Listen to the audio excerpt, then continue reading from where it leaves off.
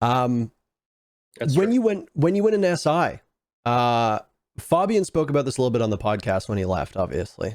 And I kind of want to shift because we've spent about, I don't know, I spent about 30 minutes or so talking about just like what's going on in the world. And there's some topics I really want to get to. I want to talk about the utility. I want to talk about the meta. I really want to talk about Cyclops. But I want to wrap up G2 because you went through some pretty big changes.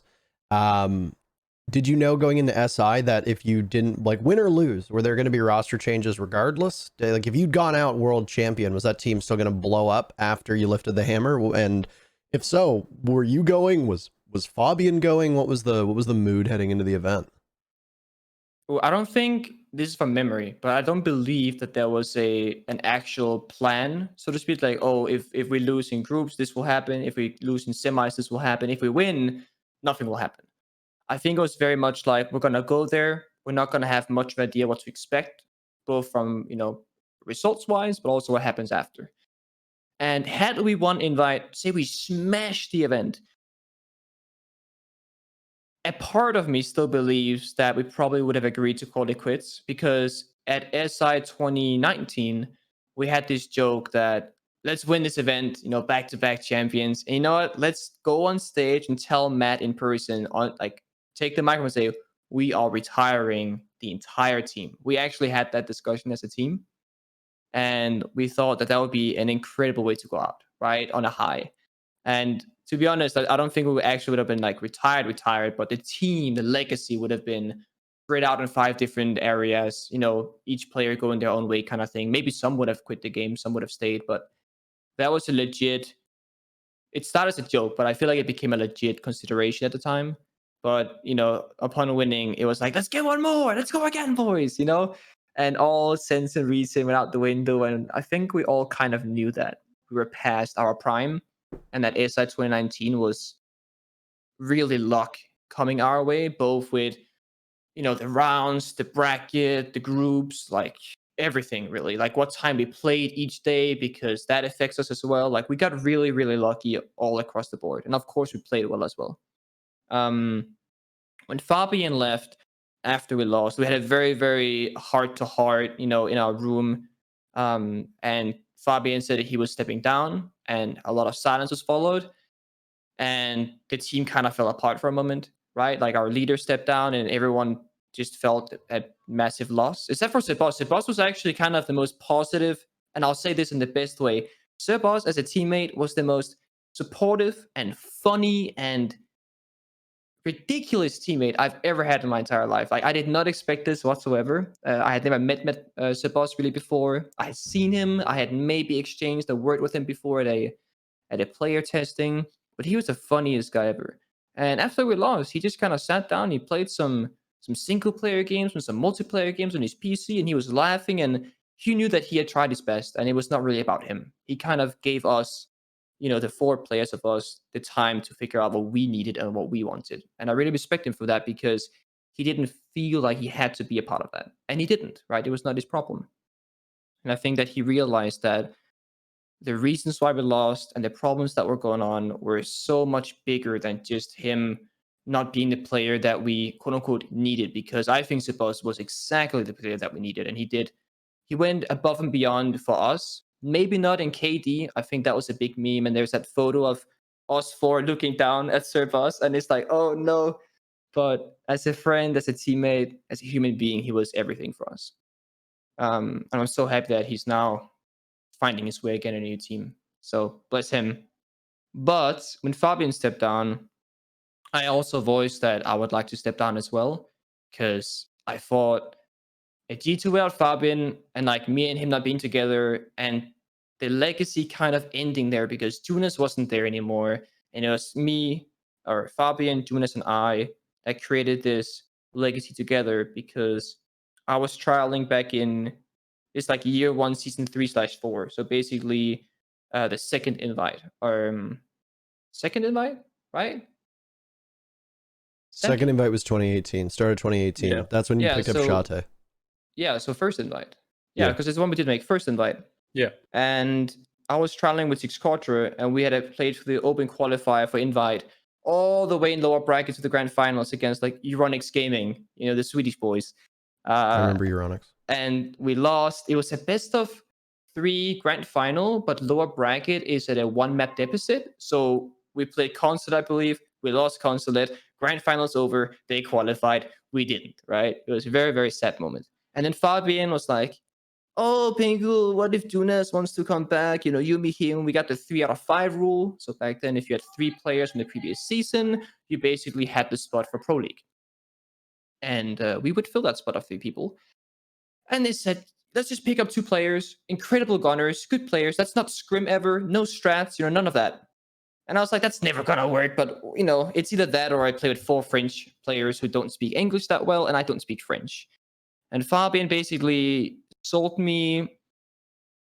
He basically sold me the way that he put fear into my own head. He said something along the likes of, oh, Nicholas, when that team fails and you start underperforming, who's gonna be the first to get kicked? One of the 4 French players or the one guy who doesn't speak French? And I scrimmed with them for another week or so, and I was like, oh no, they start arguing in French sometimes, and they start yelling sometimes in French, and I'm just sitting there like, I don't know what's going on, I'm just trying to drone for you guys, And then I was like, you know what, Fabian? You meet Jonas, we pick up 2 crazy players, let's build a legacy. And a legacy we did. And I just thought that when Fabian stepped down, I was like, that's like the reason why I was there was because of Fabian and Jonas, of course. And when Fabian stepped down, I was like, that's our legacy. Let's bury it here. I'm going to part ways as well. Let's not even try and do anything crazy, right?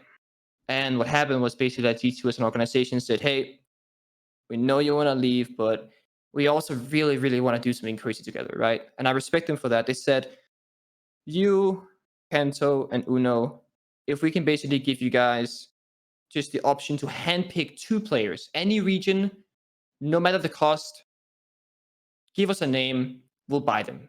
That's basically what they said, right? They said, we'll make it happen. And I spoke to Uno and Kento, and I was like, you guys are really fucking good.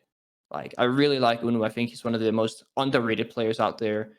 I think he's one of the best players in Europe for sure, and possibly in the world.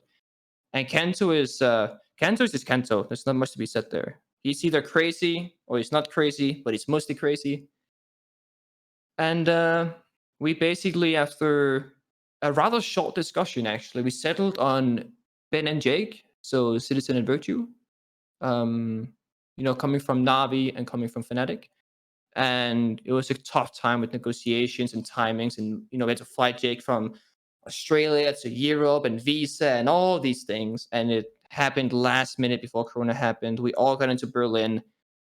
And essentially, we basically tried to achieve greatness. But looking forward from when we started to now, we haven't quite gotten there yet. If anything, we've kind of fallen short. But I also don't want, and we said this when we started, we didn't want to build further upon the empire that we had made previously. We wanted to start over. But of course, as long as I'm here, or as long as Fabian was here, I feel like it's impossible to truly start over. You're always going to have some sort of history attached to the team because of what happened in the past. I feel like if I had left and Fabian had left and it was Kento Uno plus 3 people, I don't think anyone would have been like, oh yeah, and this is Kento with his new G2 team and they're going to try and achieve greatness, I don't think that would have been a storyline that people would have made. Yeah. And I kind of feel like we had a little bit of pressure on us. And obviously picking up Jake and Citizen, both with incredible stats at the time, incredibly well-renowned players.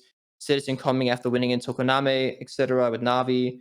I was like, this is a really stacked roster. Arguably, probably one of the most stacked rosters at the time, at least. And with the current meta back then not being the utility meta, we thought we could change the game. We could basically just shape the meta. We could do these crazy things. We had all these great ideas. And a little bit after the roster really came together because we spent a lot of time figuring out our identity. Who's going to play support? Who's going to play entry? Who's going to IGL?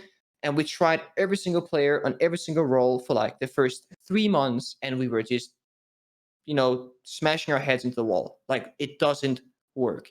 Then in scrims, Kento on Thermite, insane. Pro League Day, Kento on Thermite, we missing interfrag all of a sudden, right? Then we try Uno on Thermite, great in scrims, do it in Pro League or whatever. And it's like, okay, Uno cannot GL from Thermite. What do we do? And then I think the most recent change that we made was that Jake Virtue previously played Kali for us. And Jake's a great shot. Everyone knows that. And everyone was like, why do you put Jake on Kali when he's such a good player? And I was like, this is the thing. When you have 5 great players in a team that are all known for gunning people and not droning for other people or anything like that, who are you going to put on the drones to drone them in? Who are you going to put on hard support to breach the walls? Who are you going to put on that supportive role to set everyone else up for success and not yourself? And I think that was our biggest problem, that we didn't have like an actual support player. And that's never been an issue in my past, because we always had Goga. Every time a new hard breacher came out or we made a strat, it's like, okay, who gets Ash? Cancel, very easy. Who gets +1? Fabian. Who gets Flex? Pengu. Who's hard support? Oh, it's Goga. It's very, very simple. It basically made itself. Like on defense, you have, oh, who's going to play Castle Voice? And it's like, everyone's like, I don't want to play Castle, UMP and stuff. Unless you're Troll, you hate the UMP, basically. And you basically just be like, okay, guys, listen, I play Jaeger on like 8 strats. I can play Castle on this 1 strat. That's how we used to do it. Now it's just not that simple, right? Because we're trying to fill the gaps with the right players, but not necessarily the right roles. And then when the utility meta came around and it became very, very clear that you are forced into picking very specific operators in both attack and defense, I think that's kind of when our biggest struggles came to light, because you can't have the flexibility of being like, oh, I'm going to 6-pick Amaro boys, or I'm going to play IQ for G8. You can't do that anymore. It's like, oh, you need Sophia, Ash, Thatcher, or Kali, hard support, and like, hard breach, Thermite, Hibana, Ace, etc. And then you maybe have a +1, but typically it's more utility clear or nades, a vertical play in that case, like a Sledge or a Bog back on bucket nades. So we're still trying to figure that out. And it was a very, very surprising challenge, because I never thought ever that a challenge would be who's going to play what operator, because it's obvious who's going to be. But we try to make a super team of fraggers, thinking that we could get away with it without basically thinking it fully through, maybe sometimes. But I will say that there is hope, and it's a very welcome challenge, because it's the first of its kind in my career, at least. And if anything, we're gonna try and break that wall that we're hitting, basically, and make it work. Dizzle's in the chat offering to sell you a support player from Fnatic. So I mean, it's either Fnatic or ENS, right? And ENS is, they're not around the same way as they used to be, so we might go with Fnatic there. I mean, they almost got relegated today, or like put into relegation. So almost. If any Fnatic players want to avoid that with certainty, you can hit up Shaz.